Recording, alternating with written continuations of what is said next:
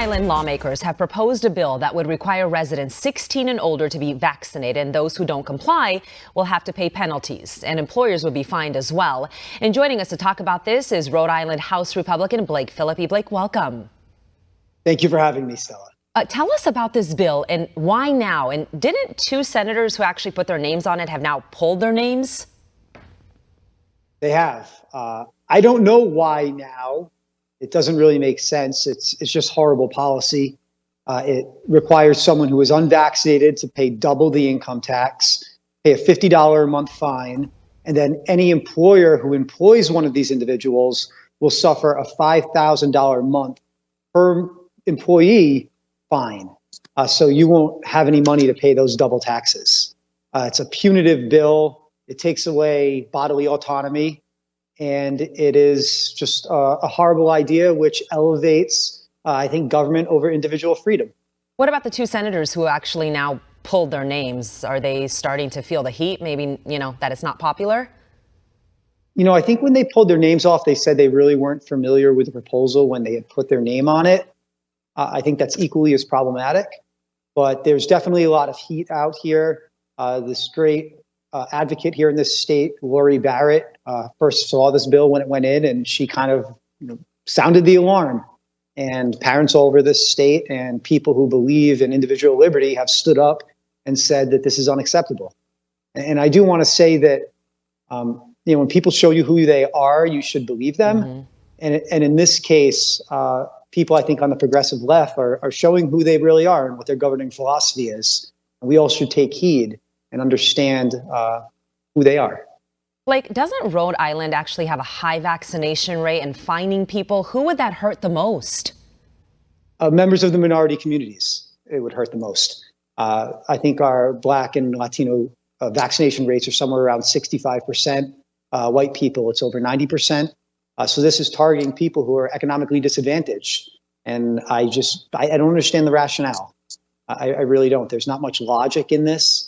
It's an emotive piece of legislation. It's a punitive piece of legislation.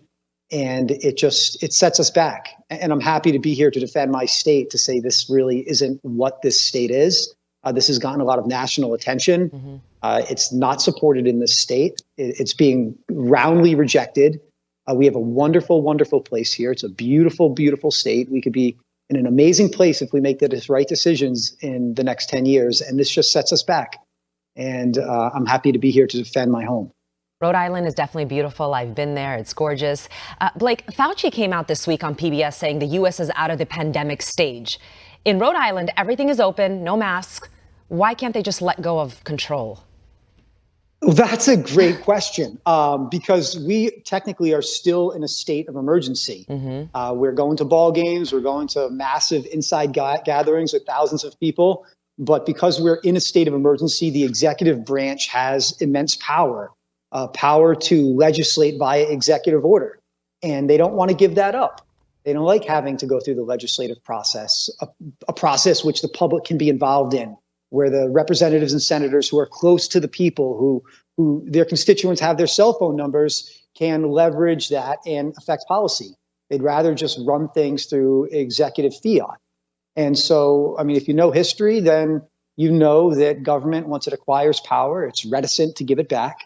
And that's what we're seeing in this state. We're seeing people that don't want to give up the coronavirus, not really because of the coronavirus, but because the power government has acquired during this pandemic. They're loath to return that to the people. Yeah, they don't want to give us back what is ours. Don't you think bills like these are so divisive? A 15-year-old boy in Chicago committed suicide after he was bullied and harassed in school for not being vaccinated, although his parents say he was. I guess my whole thing is, when does it end? Now we're hearing about kids being harassed, and that's not the first time I've heard that. I've heard that from other parents telling me that that's happening in schools as well. That's scary, Blake. It will end when the people refuse to continue it. Mm-hmm. We've been compliant. Listen, in the beginning, I was all for it. Mm-hmm. We didn't know what the heck this thing was. But after a couple months, it became readily apparent to anybody who can analyze data that this wasn't airborne Ebola, that this is something that can be managed through proper health, proper preventative measures, PPE. But many in government just didn't want to give it up. And what the crazy thing about this law is, too, Stella, is that when you read it, usually when you commit a crime, it's a singular act. What this is that it actually causes someone who's unvaccinated to be in a continual outlaw status for failure to partake in a medical treatment. It is incredibly divisive. It's actually going to create two classes of people: those who operate within this vaccination law and those who operate outside the law, who live outside the law for refusing to affirmatively engage in a medical treatment. It is probably one of the most divisive things that I've seen. And the good thing about the people here in this state, we may be kind of a blue state, but they're not going to comply. I know my neighbors. You can pass any law you want. There are many thousands of people in this state who just won't care. They will not comply, and it's going to cause them to be operating outside the law. It's actually going to be causing them to operate within a black market of employers who refuse to pay this $5,000 fine, maybe operate outside of traditional licensing authorities. It's not going to have the effect that the progressive advocates for this want. Like, we're a free country. Yeah, when do we expect them to take up this bill?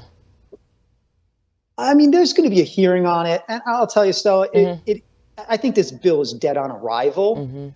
And the important thing that this bill does, in my opinion, is, like I said earlier, the mask is being taken off many people on the progressive left on what they believe and what their governing philosophy is. So I'm not worried about this bill. It's not passing. It's absurd. I'm worried about a progressive movement that embodies these values or lack of values, frankly, and how they believe government should have this type of control and power over people. And it's something that we're on the front lines of here in Rhode Island, and that we need help. We need support. We need people to realize that the front line of this battle between progressivism and liberty is going on in blue states. Well, Blake Filippi, we thank you very much for coming on our show to talk about this. In California, some bills that have been proposed have been pulled by the same lawmakers who proposed them, so maybe that will happen there in Rhode Island as well. Blake Filippi, thank you again for joining us. My honor, Stella. You take care. Thanks. You too.